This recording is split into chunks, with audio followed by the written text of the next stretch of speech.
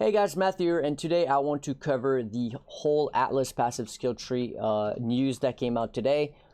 There's a lot to talk about here though, so this is probably going to be a bit of a longer video. If you're wondering why my webcam isn't on, it is because I am trying not to hide anything from you guys in terms of the different mechanics.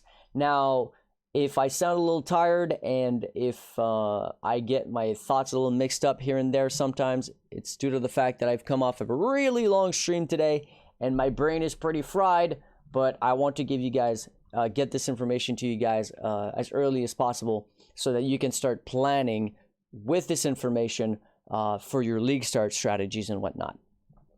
So let's get right into it. First off, we have Hayward Hamlet. Now, Hayward Hamlet is basically the zone where harvest is the best it can be. Now, we don't know if these are 2% or 3% each on the little zone for the little nodes for chances of harvest to spawn, which means it's either a 21 or a 24% chance for harvest to spawn per map, which means you're getting harvest every 4 to 5 maps. If you consider the fact that harvest is, your garden is going to be fully grown whenever you go in there and you get to choose your plots, this is pretty interesting. It's not quite as good as it was during Harvest League, but it will be a lot of harvesting and a lot of crafting that you'll be able to do if you put all of your eggs in the Hayward Hamlet region. Now, because we're going for speed mapping and all about getting as many maps done per hour as possible, we're definitely not going to be juicing up these maps. We're definitely not going to be investing in trying to make these maps longer with a bunch of different mechanics. We're going to try to zoom through, which means the beyond nodes are actually pretty useless, as since we're not going to be juicing up monster count in our maps since we are focused on speed. If we actually go with the beyond tree as a secondary tree, we're just wasting our time, as we are really not going to be spawning a whole lot of beyond anyways. The essences are honestly a little bit lackluster. I don't think there's a whole lot to be gained there. Now, the secondary tree that I think is the best in this region is going to be the Betrayal Tree. Focused Investigation has basically 10% chance to gain an additional gen mission on completion. This basically means that there's 10% more chance to get a free gen mission. Obviously, it's pretty good. It's not amazing, but since we are focused on speed farming for harvest, another thing that you can speed farm in this region is going to be Betrayal at the same time, especially with the two other nodes. Now, we have Bribery here, which is not too bad. Essentially, Bribery is really good for dropping veiled items, which can be very useful in the solo self-found game mode.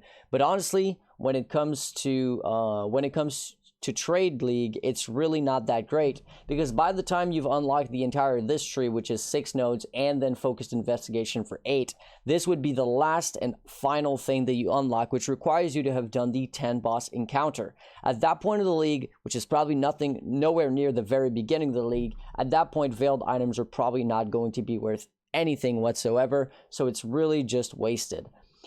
Instead, I think we actually head over to Intelligence Gathering for the 10 additional intelligence. Now, unfortunately, this intelligence can actually be applied to warehouses that are actually already located.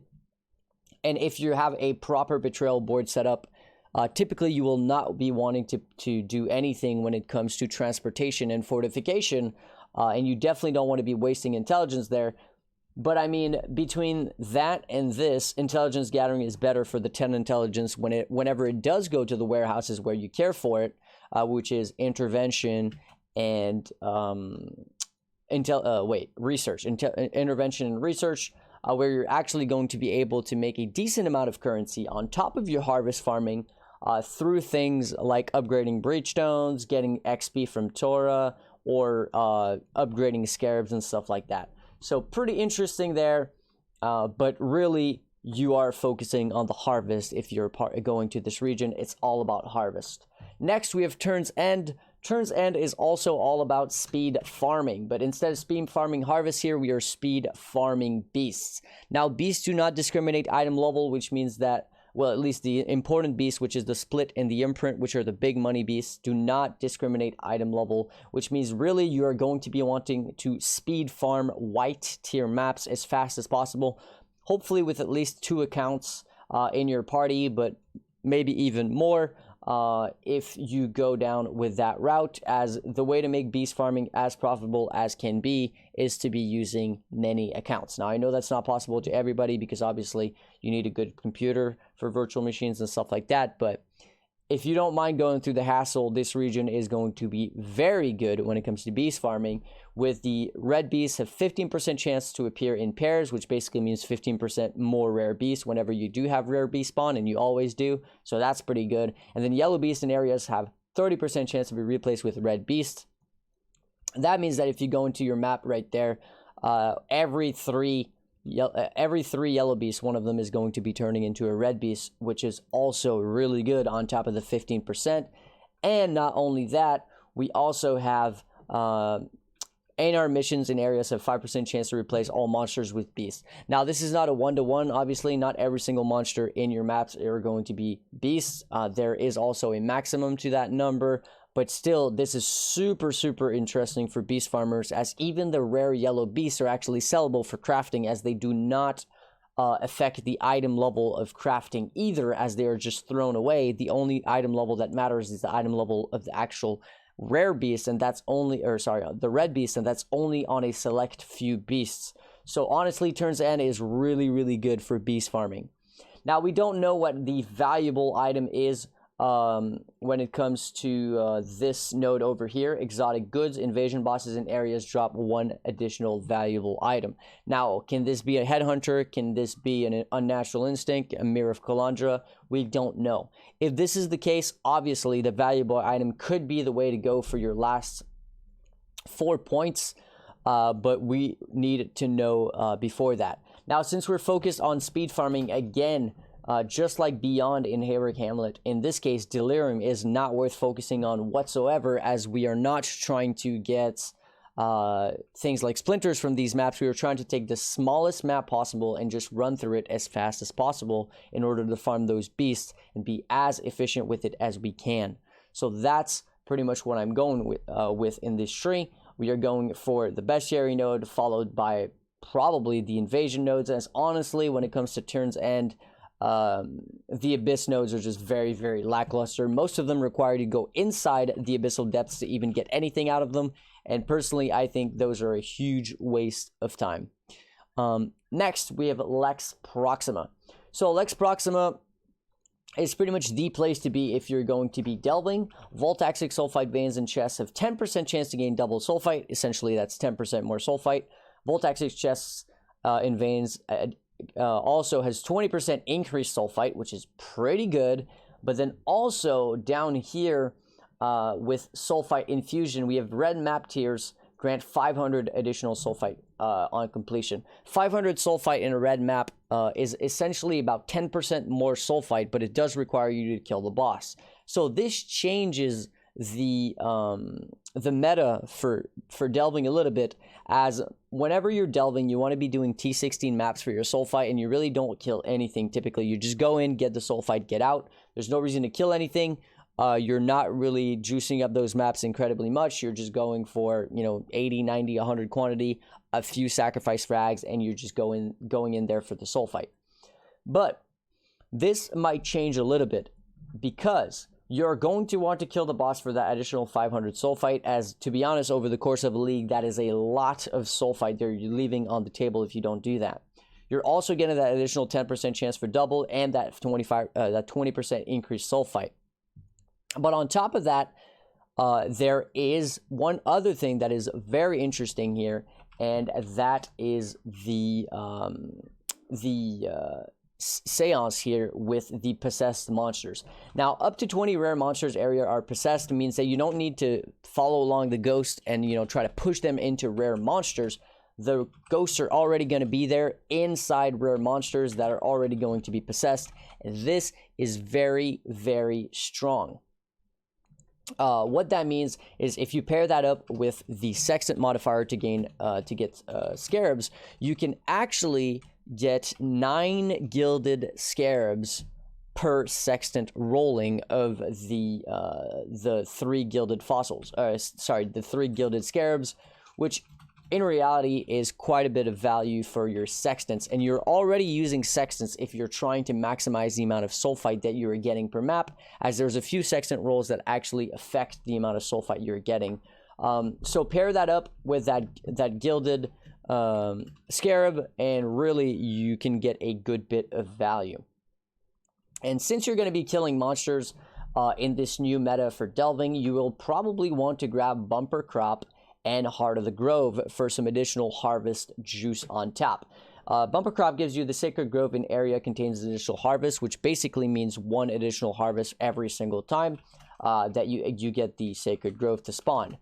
So over the course of a league, that's a lot of additional crafts that you'll have available to yourself. In Heart of the Grove, areas in harvesting areas have 10% for chance to uncrose and crop, not to wilt. Essentially, your harvest crops are going to come in pairs. You get to choose one of these plot, and the other is going to wilt, which means you're not going to get anything out of it. It's just going to die.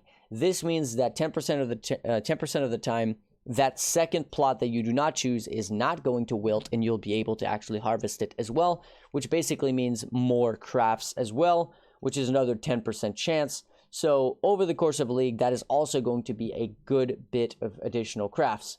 So my meta here is obviously sulfite is the main goal, and you could ignore everything else, but it's pretty interesting to go for the sulfite, the sulfite infusion with the rich veins as your main ones, but then follow it up with some nice harvest stuff. And if you want to, you can even finish it up with Seance for those gilded scarabs, because that's a lot of scarabs over the course of a league, especially if you're going to be killing things in there anyways. Now, if you're only focused on delving and you don't care about killing stuff and you just want to juice up your delve, you're pretty much grabbing rich veins, and that's it. The problem is that Lex Proxima is an inner region of the Atlas, and historically, inner region of the Atlas, at least Lex Proxima, has never had a natural T16 inside of its region.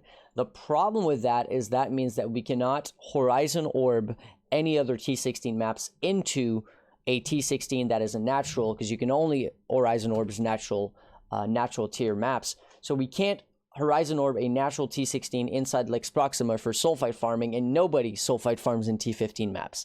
Now, we are getting 10 additional maps as part of this expansion and Atlas change and all that. So there's a possibility that every single zone in the Atlas is going to have a natural T16 map nowadays, but we don't know that. And until we are guaranteed with that, honestly, if Lex Proxima does not have a natural T16, delvers are going to ignore this mechanic completely, and they're going to head to whatever region has the best natural T16, as that is where they're going to get the most efficiency out of sulfite, even if it means throwing away this 10% more and this 20% increase and this 500 flat sulfite.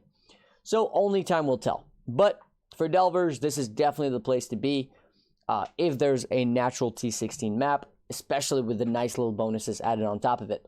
Outside of that, if you're not a delver, Lex Proxima is not looking good at all. I mean, sure, the harvest stuff and the seance are pretty decent paired up with the sulfite, but realistically, if you came here only for the harvest stuff and the possessed monsters, it's really not the place to be. All right, next we have Lex Ajoris, and this is the place to be for early game. Now, you get 10% more alpha missions from time and again. So this is really good, because while you won't necessarily need those alpha missions in the early stages of the league, trying to stockpile as many alpha missions, red alpha missions, for later on when you start really juicing up your maps and farming really high-end content, having those stockpiled red tier alpha missions is huge. This region gives you 10% more missions, which is nice. Now, on top of that, another thing that's really good with this region is actually the Metamorph stuff. Finest Samples does make Metamorph substantially harder with 50% more damage and 100% more life, but you do get 50% chance for rewards for Metamorphs in areas to be doubled. That essentially means 50% more rewards from your Metamorphs, which is honestly massive. Now, Metamorphs are already very hard, and I don't suggest taking this if you're playing hardcore or something like that, or if you care about dying. But for the softcore players who don't mind a little death once in a while, got that cast on death portal strat, this is the place to be. 50% more rewards, And Metamorphs are actually very rewarding at the start of a league, especially paired with some rusted Metamorph Scarabs, which are, by the way, some of the cheapest available. Really, really solid. On top of that, you get areas contain a rogue Metamorph. So a rogue Metamorph is essentially an assembled Metamorph that you would do at the end of your map after killing everything in there, but it's just there.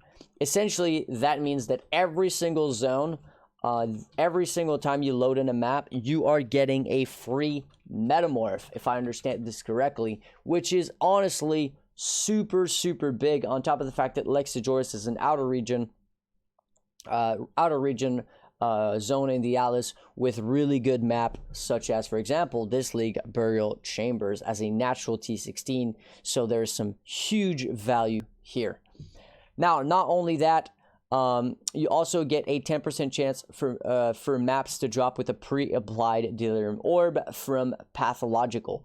Now, maps found in areas have 10% chance to have layers of Delirium. Now, what that means is that whenever you drop a map on the ground, there is a 10% chance, which means once every 10 map, when that map drops on the ground, it's already going to have some Delirium layers. And what that means is basically Delirium Orbs pre-applied to the map. So 40%, 60%, 80%, 100% Delirium maps or whatever, already pre-applied, which saves you a bunch of time buying the orbs if you plan on running those later, and a bunch of currency as well. So it is very, very solid. And finally, you also have a 15% chance to get 3 additional reward types. Now, what this means is that whenever you encounter Delirium, be it through the mirror or through Delirium maps, you have a 15% chance to get 3 rewards at the start of your map. So normally, whenever you start a Delirium map, you'll have 1 reward set, 1 tile set, and it's going to become 2 and 3 and 4 as you keep going through the map. What this means is at the very beginning of the map, you will already have 4, and that is pretty big.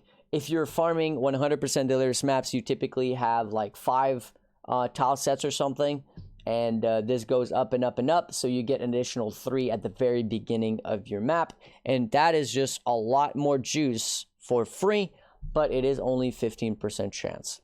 So now the thing is, we don't know what the Val Flesh Merchant is. In my opinion, if the Val Flesh Merchant is actually a really good thing, it's actually worth it to drop the finest sample for the 50% rewards additional if you care about dying. If you don't care about dying, if you don't care, or if your build can just simply murder these Metamorphs, finest sample is actually the way to go, and you would drop Compulsive Hoarder due to the fact that it's only a 15% chance. And really, 15% chance, if we don't have access to Delirium on the map device, is not much, as you're not getting Delirium every map or anything like that. So it's not like it's every 5 or 10 maps. This is only going to happen whenever you have Delirium on your map. So let's say you have Delirium every 8 maps. That means that every 8 maps, 1 of them is going to have this applied to it, or even less, right? So it's really not that strong. But if we do have Delirium on the map device, then every 15 maps you're guaranteed to get 3 additional rewards, and at that point it starts being a lot more interesting, especially in the early stages of a league. But if we go with the trailers so far, we have seen, actually no, I believe they've been confirmed, and the map does not have Delirium on it this league, and it also does not have Nemesis. So Compulsive Hoarder is only good if Val Oligarch and the Val Flesh Merchant is not good. If this is actually decent, then this goes away, at least for me, and I'm going with Escaped, Experiment, Finest Samples, time and again, and then obviously Val Oligarch and Pathological to finish it up, as I think that's the way to go. Time dilation is whatever, you don't really care, it just makes it so you have more time to finish your incursions, but once you have a good build going, this is completely waste of points. And the Perendus stuff at the top left of the skill tree here is just overall bad. We don't care about it. And now my favorite region, Glenerg Cards. Now, Glenerg Cards, in my opinion, is not only the best region in the whole Atlas, but it is also the revival of magicifying low-tier maps. So anybody who's played this game for a long time knows about magic finding low-tier maps. Magic finding low-tier maps used to be the thing to do. Slap on as much magic find, as much quantity and rarity as you could, and just go blast some maps. This meta has changed substantially, and it's been changed to farming higher tier maps with higher amounts of juice on them. That being said, this changes so much due to the Glenerg Cards passive skill tree. And the reason for that is because the Alva stuff on here paired with the strong boxes is absolutely nuts. You might think I was going to talk to you about Beyond, but Beyond is absolute garbage here. It's not about that, and it's also not about Legion. You might think, you would have thought that I would tell you about Legion and Beyond. Most people probably will. This is not my point of view when it comes to Glenerg Cards. Glenerg Cards is all about those really quick maps, getting through them as fast as possible, and farming for magic find, really. Now, let me explain why that is. First off, we have resource reallocation. Killing a non-resident architects in areas has a 50% chance to add an additional upgrade tier to the surviving architect's room. Essentially, that means that on average, instead of getting one tier higher every time you do a temple room or an incursion, you get 1.5 additional upgrade to your rooms. That right there means that getting those good rooms to tier 3 has just become significantly easier. Especially due to the fact that you only need to get a tier 1 room that you care for once to actually upgrade it all the way up to tier 3 50% of the time. That right there is massive. And now if you thought that wasn't enough, you also get contested development, which is killing resident architects in areas add their upgrade tier to the surviving architect's room. So a lot of people might be confused with this one, as I was super confused when I first read that. So let me give you guys a quick rundown. Whenever you go into a temple, the resident is the guy who is currently on your temple. If you want to upgrade the room of a resident, you have to kill the other architect, right? If you kill the architect, which is the resident, you are going to change the room, as the resident is now dead, and now a new resident occupies whatever room you're in, right? So what this allows you to do is that whenever you kill the resident of the room that you're in, instead of the room changing to the other room and being reset to level 1, it is going to keep the tier of whatever room you are in. So let's say you are in a trap room at level 2, and you have the opportunity to change this trap room to a sacrifice altar. What you would normally do is you would go ahead and do the sacrifice altar room, and now you would have a tier 1 sacrifice altar, and the trap room would disappear, right? Now what happens here is that this T2 room is actually kept and upgraded because you decide to kill him, so it becomes a T3 room, but it doesn't get applied to the trap room, it gets applied to the sacrifice altar. So you go directly from a tier 1 sacrifice altar to a tier 3 sacrifice altar.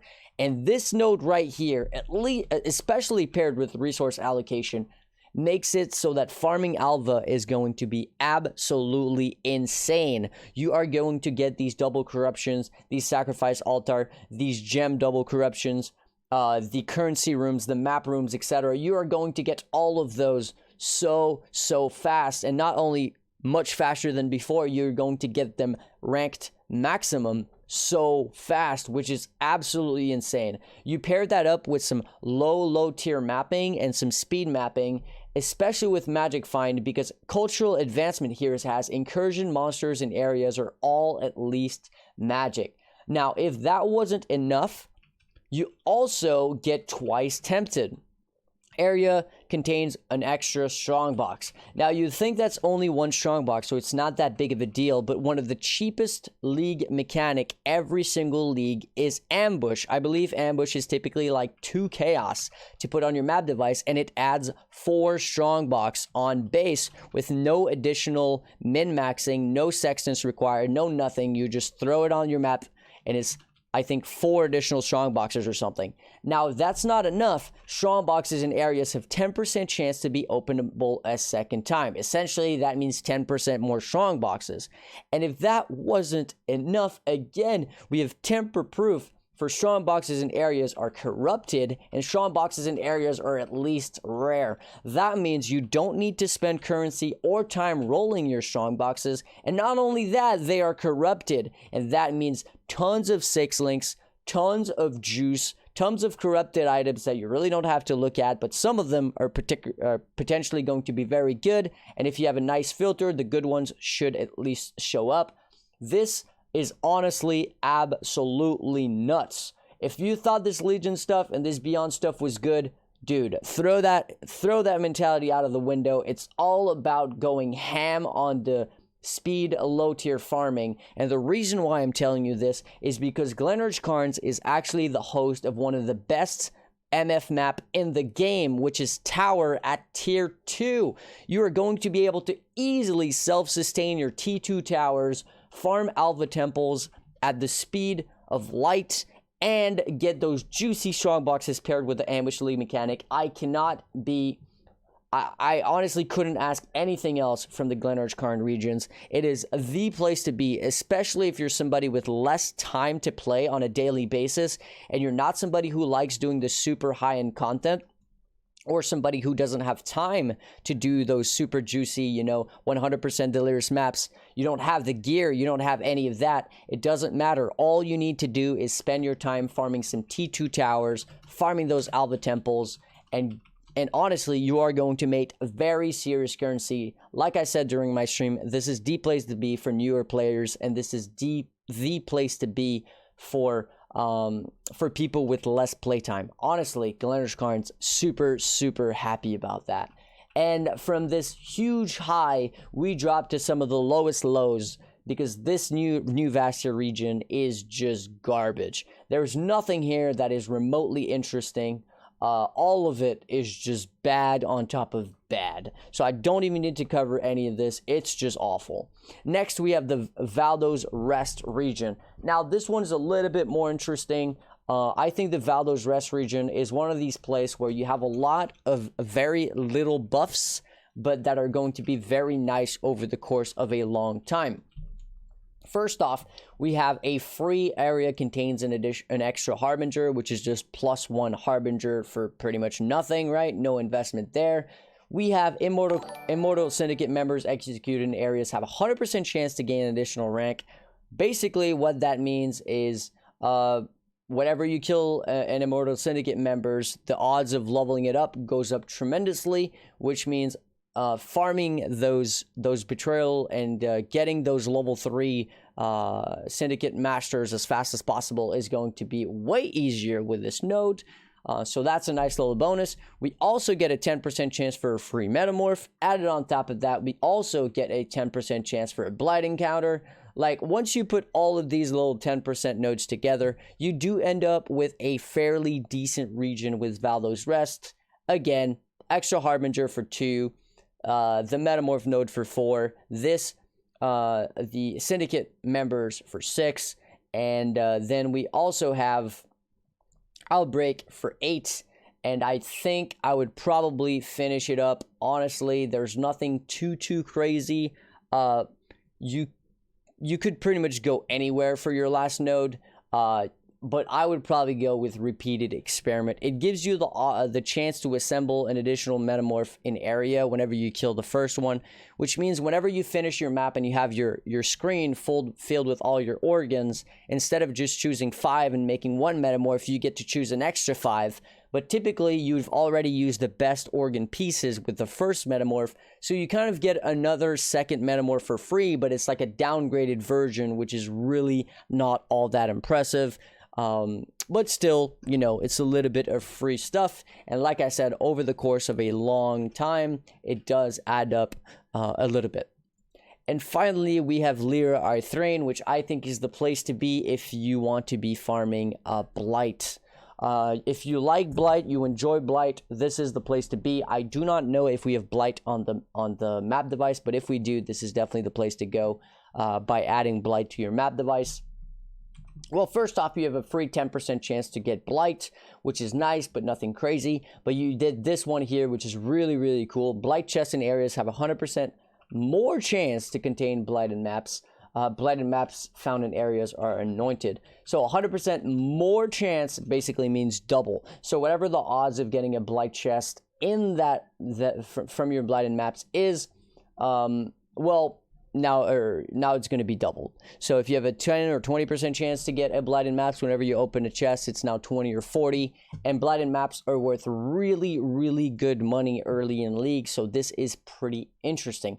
Now, on top of that, on top of the fact that you get these juicy blighted maps more often, and you're getting these free 10% more blighted maps, you also have immune response here, which is one of the coolest node actually, because it actually makes blight go faster. One of my main concern with blights is that it's really slow, but this makes it so it actually spawns 100% faster, which basically means they take a lot less time. Not only that, blight encounters in areas spawn 100% more non-unique monsters. That means that any non-unique monsters is pretty much doubled, right? 100% more non-uniques. That means more monsters, which also means more loot. That being said, there's a bit of a caveat here. This only applies to regular maps. If you're thinking of that farming blighted maps will also apply, this is not the case. This is only for regular maps of the Atlas, unfortunately. Otherwise, it would be kind of broken. And to end it off, you've kind of got two different sides where you can go. You've got the heist side of things if you enjoyed heist, with 10% chance to contain a smuggler's stash for more heist and obviously blueprints. Contracts and blueprints. You have inside job for blueprints that drop have 10% chance to be fully revealed. If you do the math on this though, you're basically getting a fully revealed blueprint every like 50 maps. It's really not that impressive. Don't let this fully revealed words really mess with your head, because it's not that impressive here. And smugglers cache in areas have 100% increased chance to drop blueprints. Again, this is not 100% chance, this is increased chance, so it's more chance. Next, the other route that you could go with is the Einhar route. You also have 10% chance for an additional Einhar. So if you're somebody who will be farming Einhar, one of the cheaper route to go then with Scarabs is obviously going to be with Master Missions. Typically, you're going to be pairing both those up, using your Masters until you have none left, and then going with Scarabs. So this is nice because it just means more Einhar missions whenever you do that. And you have Beast in Airs are more likely to be less common, which basically means whenever you do farm maps in the zone, you're more likely to get the better beasts, such as the Split or the Imprint or whatever. Personally, though, I think this is all about blight, but following that, what I would actually do is go 50-50 on the heist and the Einhar. So I would grab this node here, Animal Companion, for the extra 10% mission, and then I would finish it up with Secret Stash for the 10% chance to contain a smuggler stash. There's definitely going to be money with contracts, as there were during Heist League, not necessarily just from running them if you don't like it, but you can also sell them, especially in bulk. A lot of people are going to be interested in that, as they have to actually run contracts to get some reveals. They can't just split their blueprints anymore. So the meta for heist has obviously changed significantly. And that is it for all of this announcement and all of these different regions. Now, again, some of my opinions regarding some of these regions you might not agree with, and that is okay. Now, my opinion is purely based on my experience with the game and the amount of time I've played it, and what I think is good at the start, the mid game, and the late game. So that is what I am basing all of these assumptions on, and obviously all of my different opinions are based on that. So there's nothing wrong with you disagreeing with some of this stuff, and that's okay. But before I go, I want to say a huge thank you to my supporters: Mario, Luro, Gaikona, Cluzy, Dino, Born Terrain, Scott, Kevin, Casicus, and Axel, as well as, of course, anybody else who wishes to remain anonymous, and anybody else who has supported me in the past. Thank you guys so very much. Do stop by the stream. You can also join the Discord if you have any questions regarding the upcoming league or league starter builds and all that good stuff. Feel free as well to ask anything in the comment section below. And I'll catch you guys in the next one. Hopefully this has been informational. And I'll catch you guys later. Peace.